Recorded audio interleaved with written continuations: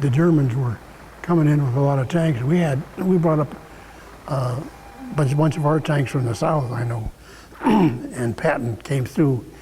That's when he came through with these tanks, and they pretty much cleared it up and put it down.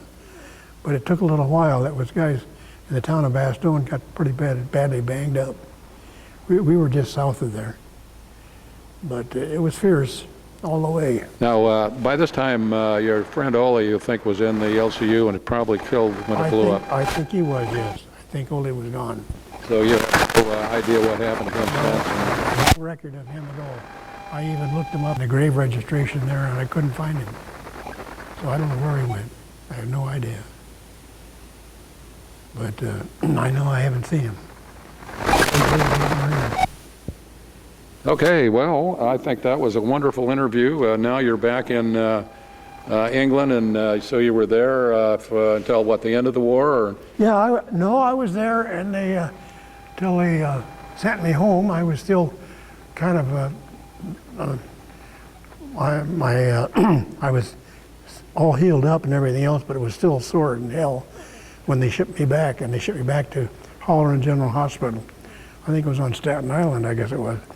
And they sent me back to there, and I was there for probably a week, I guess, before they sent me back to Barnes General Hospital in Vancouver, Washington.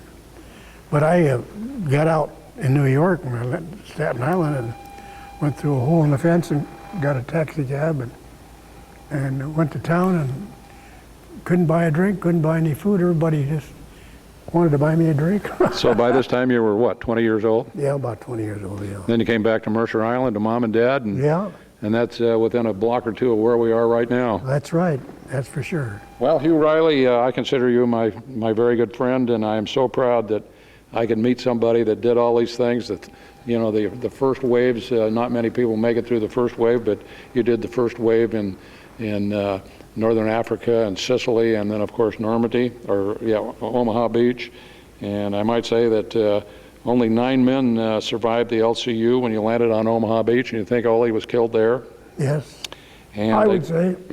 And they said only 25% of all the men in Riley's company survived the landing. Yeah. So that's generally what happens in the first wave. Most of the guys get it there. So yep.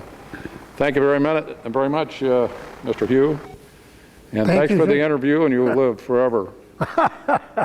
Yeah, that's for sure. I thought that was a wonderful interview, didn't you, Bob?